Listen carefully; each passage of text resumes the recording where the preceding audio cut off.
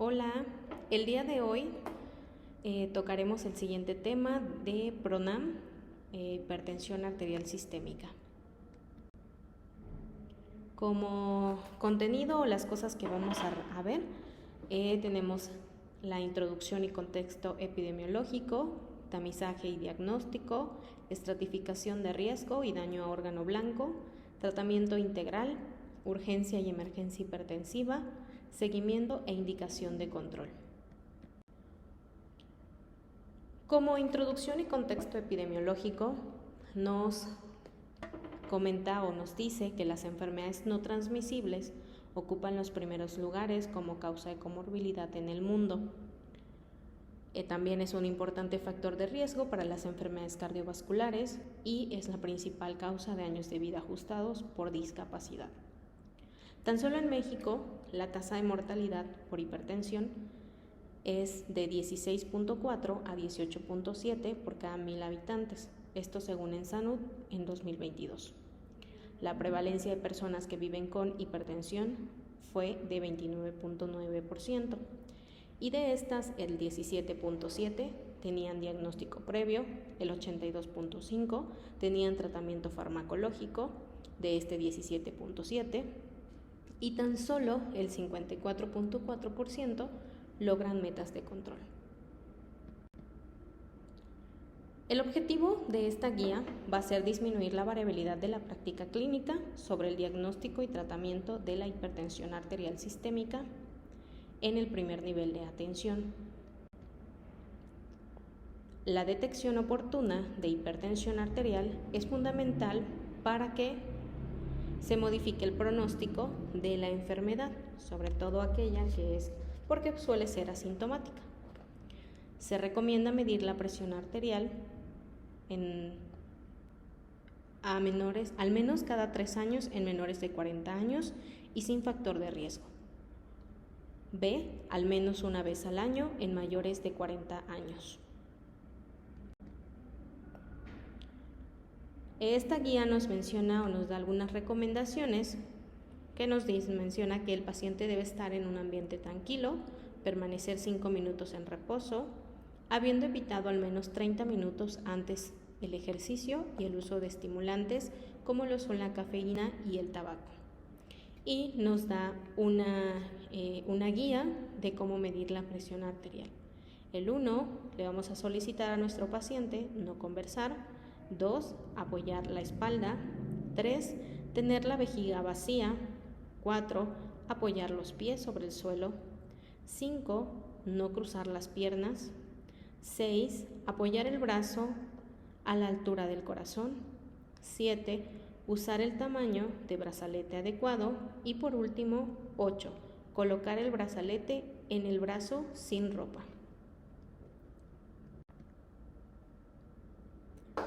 La medición puede ser manual por auscultación o con dispositivos automáticos validados. Si el pulso es regular, de preferencia utilizar dispositivos automáticos o anaeroide. Si es irregular, utilizar solo equipo anaeroide. Esta guía nos menciona que podemos tomar la tensión arterial en 3 diferentes escenarios. El primero de ellos es en el consultorio, el domicilio y el último sería el ambulatorio. Dentro del consultorio vamos a medir la presión arterial 3 veces, con 1 a 2 minutos de diferencia, y esta la vamos a promediar con las últimas 2 lecturas. Si las lecturas difieren por más de 10 miligramos de mercurio, tendríamos que obtener más registros. Medir la presión arterial en ambos brazos para detectar diferencias en la primera visita. Registrar frecuencia cardíaca y excluir arritmia por palpación de pulso. Evaluar la presencia de hipotensión ortostática, es decir, caída en presión arterial sistólica de 20 miligramos de mercurio y 10 miligramos de mercurio en la presión arterial diastólica, entre 1 a 3 minutos al ponerse de pie tras haber permanecido sentado al menos 5 minutos. En el domicilio vamos a medir la presión arterial 2 veces con dispositivo automático validado de 1 a 2 minutos de diferencia y realizar el promedio de estas mediciones. Anotad registros 2 veces por día, mañana y noche, y de al menos 3 de 7 días a la semana. Le vamos a comentar a nuestro paciente que nos muestre su bitácora en la siguiente visita. En el medio ambulatorio nos sugiere que solamente vamos a tomar la presión arterial si esta es factible. Vamos a medir la presión arterial con dispositivo automatizado durante 24 horas. Medir presión arterial en intervalos de 15 a 30 minutos durante el día y de 30 a 60 minutos por la noche. Requiere 70% de los registros de presión arterial. Se recomienda conjuntar con un diario de actividades del paciente, ingesta de medicamentos y horas del sueño. La hipertensión arterial sistémica se define como la presión sistólica confirmada en el consultorio mayor a 140 o una presión arterial diastólica mayor de 90 miligramos de mercurio. La clasificación y puntos de corte en hipertensión arterial van a ser los siguientes. Los vamos a dividir en categoría, presión sistólica y presión diastólica. Para que una presión arterial se considere normal, tiene que ser menor a 120 y menor a 179 la diastólica. Limítrofe, presión arterial sistólica entre 120 y 139 y presión arterial diastólica entre 80 y 89. Hipertensión arterial sistémica mayor a 140 y presión diastólica mayor a 90. Hipertensión arterial sistémica con alguna patología sería mayor a 135 la sistólica y la diastólica mayor a 185. La hipertensión arterial sistólica pura, la sistólica mayor a 140 y la presión diastólica menor a 90. La hipertensión arterial diastólica pura sería menor a 140, pero la presión diastólica sería mayor a 90. En el caso del monitoreo domiciliario de presión arterial, esta tendría que ser mayor de 135 y mayor de 85 la diastólica. Hipertensión arterial en mapa durante 24 horas sería mayor de 130 y mayor de 80 la presión diastólica. Hipertensión arterial en mapa durante la noche mayor a 120, la sistólica y la diastólica mayor de 70. La hipertensión de bata blanca sería mayor de 140 en consultorio y menor de 140 en casa, con menor de 90 en casa. La hipertensión arterial sistólica enmascarada puede ser menor de 140 en consultorio y mayor de 140 en casa. Lo mismo, menor de 90 en consultorio y mayor de 90 en casa. Se recomienda la confirmación con mediciones fuera del consultorio, en domicilio, o al menos con una repetición en visita posterior.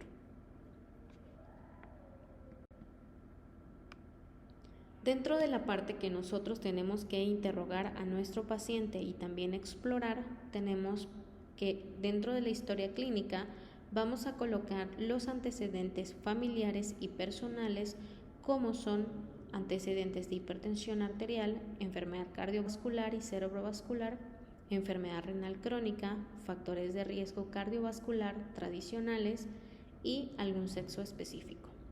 El estilo de vida, consumo elevado de sal y grasas, actividad física, estrés, consumo de tabaco, alcohol y otras drogas. Y le vamos a interrogar también, dentro de los signos y síntomas, el daño a órgano blanco. angina, disnea, edemas, déficit neuromotor, claudicación intermitente.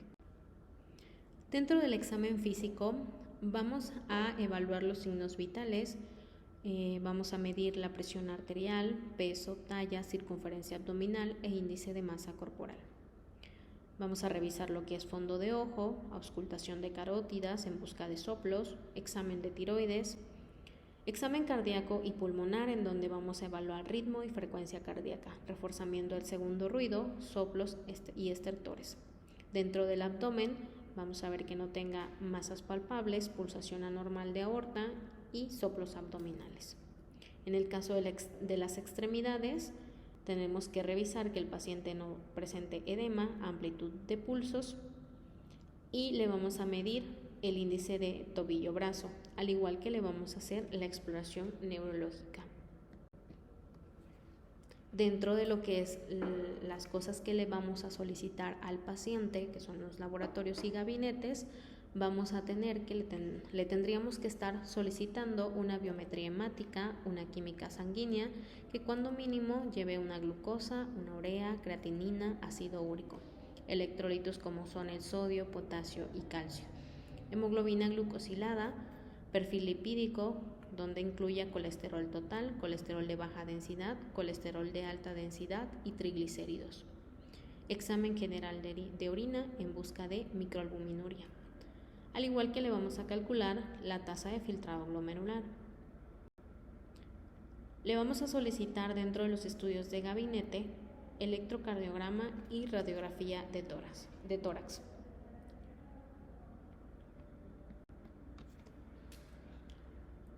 Dentro de lo que es la estratificación del riesgo y daño a órgano blanco, nos recomiendan que para la estimación del riesgo cardiovascular a 10 años se sugiere utilizar la calculadora de riesgo del protocolo HEART de las Américas. Y aquí les dejo anclado el link. El riesgo alto nos dice que va a ser más de 2 factores de riesgos asociados, que tenga sobrepeso, obesidad, dislipidemias y tabaquismo, diabetes tipo 2 o daño a órgano blanco o mediante la calculadora de riesgo mayor a 10. De muy alto riesgo va a ser aquel paciente con una enfermedad cardiovascular establecida, enfermedad renal crónica, enfermedad cerebrovascular. El resultado de la calculadora Hertz mostrará el riesgo de presentar a 10 años alguno de los siguientes: infarto de miocardio, accidente cerebrovascular o muerte cardiovascular. Y esta nos va a definir 5 categorías: bajo, que es menor al 5%, moderado del 5 al 10%, alto del 10 al 20%, muy alto de 20 al 30% y crítico mayor a 30%. Dentro de la estratificación del riesgo y daño a órgano blanco nos establecen algunos indicadores, como son la rigidez arterial, una teleradiografía de tórax con presencia de cardiomegalia, un electrocardiograma con crecimiento ventricular izquierdo, un ecocardiograma con crecimiento ventricular izquierdo también, una TAC cardíaca con una puntuación de calcio en arteria coronaria mayor a 100 unidades de Agatston. En la parte renal, si existe microalbuminuria o elevación de la relación albumina-creatinina, lo que nos sugiere un daño renal moderado.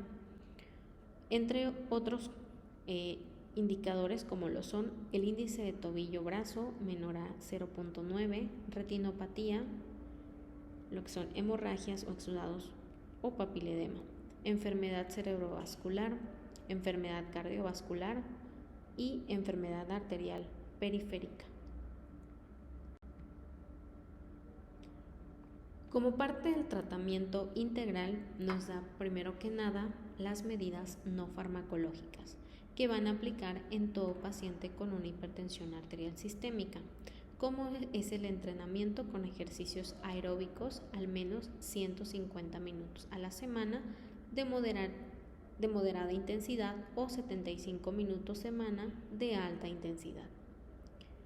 Incrementar actividad física diaria, mayor número de pasos día, subir escaleras, caminar, andar en bicicleta. La meta es en aproximadamente 8,000 y 12,000 pasos diarios. Evitar el sedentarismo. Entrenamiento de resistencia dinámico o isométrico. Se recomienda como complemento al entrenamiento aeróbico de 2 a 3 veces semana, 30 minutos de duración. Parte de lo que son las recomendaciones de manejo no farmacológico, como recomendación nos marca una dieta baja en sal, que es aproximadamente de 2 a 5 gramos al día. Una alternativa es una cucharada pequeña por día. Dieta rica en frutas y verduras y alimentos ricos en potasio, 3.5 gramos por día, como son plátanos, espinacas, puré de aguacate. Reducción del peso, reducción de 5 a 10% del peso inicial, y en la alternativa podrían ser dieta de la milpa, dieta mediterránea, y se recomienda la valoración por nutrición y dietética. Evitar la ingesta de alcohol, de cualquier bebida alcohólica o en su defecto una ingesta menor a 10 gramos por día. No se recomienda la ingesta de alcohol. Evitar el consumo de bebidas azucaradas como lo son los refrescos, jugos, néctares que representen más del 10% del requerimiento calórico diario. La idea es que, o la alternativa, pues es tomar agua simple de 1.5 a 2 litros al día. Evitar el consumo de bebidas energéticas, no ingerir bebidas que contengan taurina o cafeína porque pueden aumentar la presión arterial. Tomar agua simple de 1.5 a 2 litros al día. Dejar de fumar, definitivamente no realizarlo. Y en todo caso, si no lo puede dejar, pues entonces sugerirle que tiene que ir a una clínica para dejar de fumar y tener asesoramiento médico y psicológico. Dentro del tratamiento integral también tenemos lo que son las medidas farmacológicas.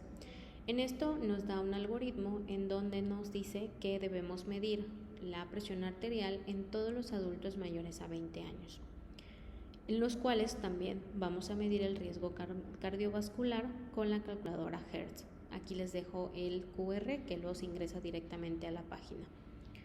Ok, en el caso de que la presión arterial sea mayor a 140/90, vamos a iniciar una terapia dual, ya sea con IECA o ARA más un calcio antagonista más IECA o ARA más un diurético en dosis bajas.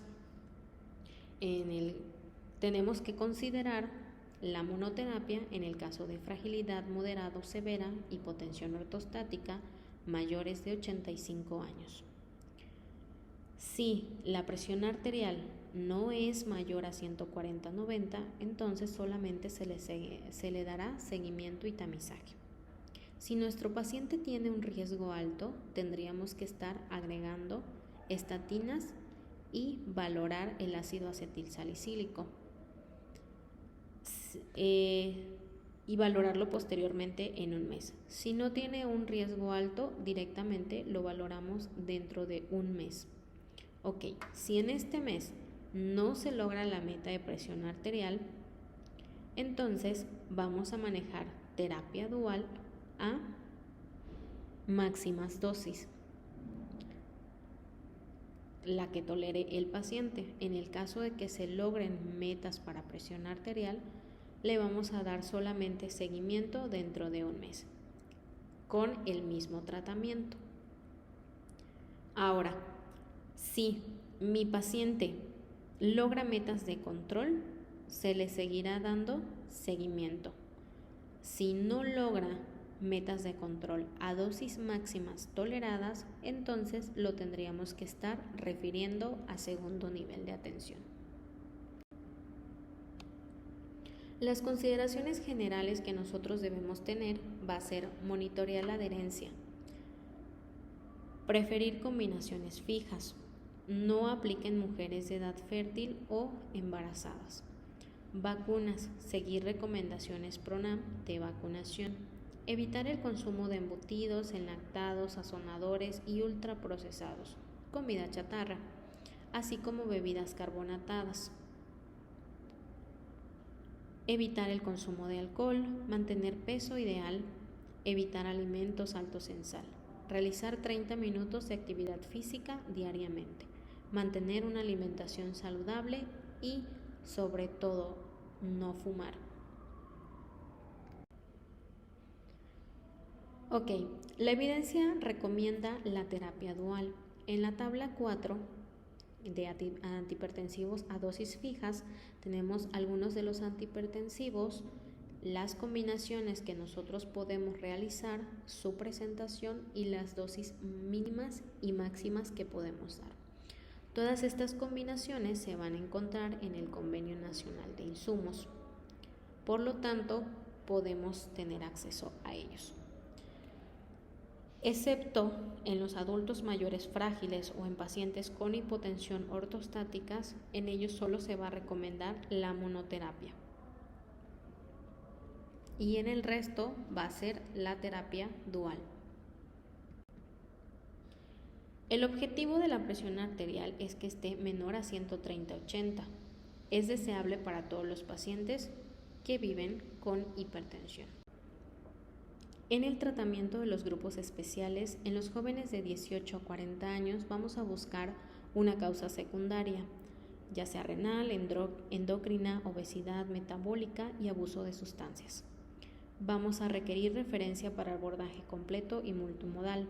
El tratamiento va a ser dirigido a la causa, de acuerdo al algoritmo, y la meta de control en jóvenes va a ser menor a 130/80. La definición para las mujeres embarazadas va a ser una presión arterial mayor de 140/90 miligramos de mercurio y se va a dividir en 3.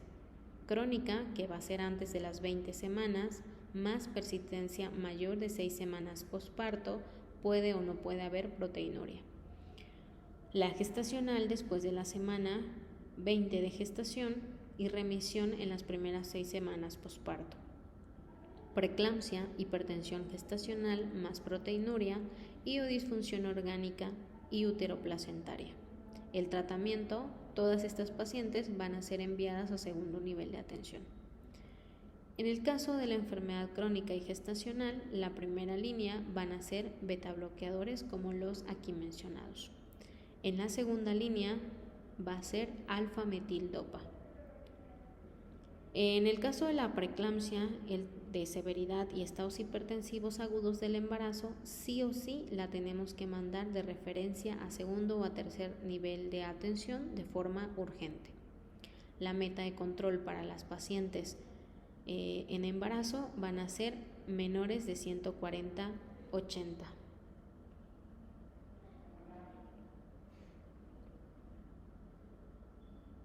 No se recomienda el uso de IECAS ni ARAS en el embarazo. El tratamiento para los grupos especiales, los adultos mayores o población frágil, vamos primero que nada a realizar la evaluación de fragilidad con la escala global de Rodwood. En menores de 85 sin fragilidad vamos a seguir el algoritmo convencional. En el caso de los pacientes frágiles o mayores de 85 años, vamos a iniciar tratamiento con una presión arterial mayor de 140/90. La primera línea de tratamiento van a ser los calciantagonistas dihidropirínicos o IECAS o ARA. Considerar monoterapia en mayores de 85 años y frágiles o con hipotensión ortostática. De segunda línea vamos a utilizar diurético a dosis bajas y en esta se sugiere evitar beta bloqueadores o alfa bloqueadores. La meta de control en adultos mayores va a ser una presión arterial sistólica de 130 a 139 y una diastólica no menor a 80. En dependencia severa y pacientes frágiles, una presión arterial sistólica de 140 y una diastólica de 80. En pacientes con sobrepeso, obesidad, diabetes y síndrome metabólico, el tratamiento van a ser IECAS o ARAS más un calciantagonista de preferencia, un IECA y ARA más un diurético si es que no llega a la meta. Evitar tiazidas por el riesgo de alteraciones metabólicas, en este caso hiperglucemias. Reducción del peso de 5 a 10%, mantener una hemoglobina glicosilada menor a 7% y un LDL menor a 70 miligramos sobre decilitros. Meta de control para ellos va a ser menor a 130-80 miligramos de mercurio. En este caso podemos ir a consultar el PRONAM de diabetes y síndrome metabólico.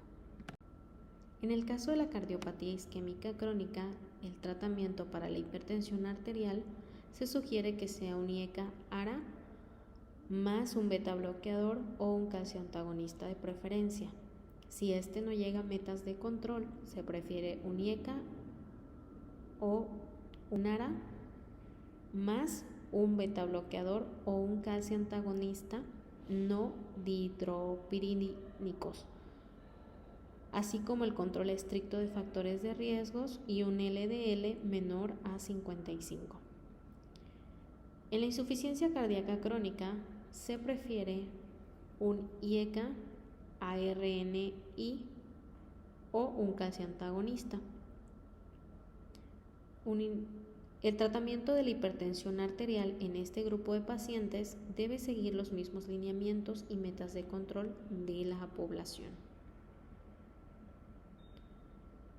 En el caso de la fibrilación auricular, el tratamiento de la hipertensión va a ser con un IECA, ARA más un beta bloqueador o un calcio antagonista no dihidropirídicos.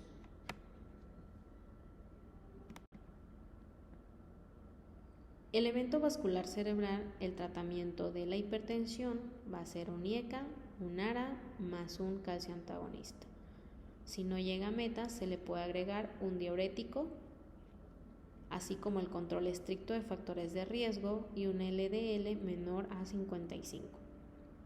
Enfermedad renal crónica. El tratamiento será un IECA, ARA más un calcio antagonista de preferencia.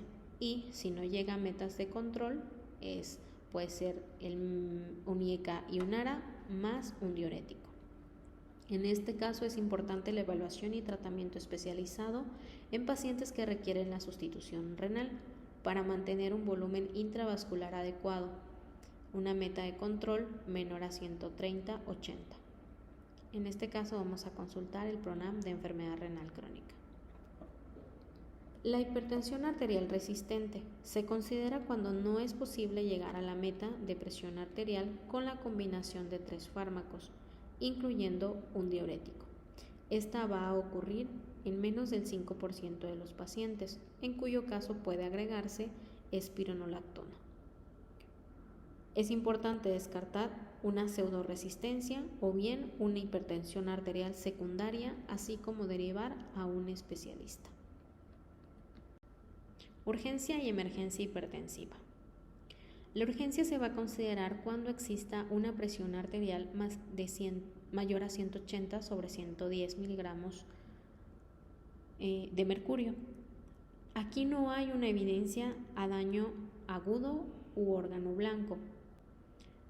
El tratamiento va a ser reducir la presión arterial de manera controlada de 24 a 48 horas, por lo cual tenemos que estarle dando vigilancia o seguimiento a nuestros pacientes, el uso de antihipertensivos orales como lo son el amlodipino de 5 a 10 miligramos en ausencia de labetalol. No es necesario un descenso rápido de la presión arterial y se va a referir a segundo nivel o a tercer nivel de atención a la consulta externa.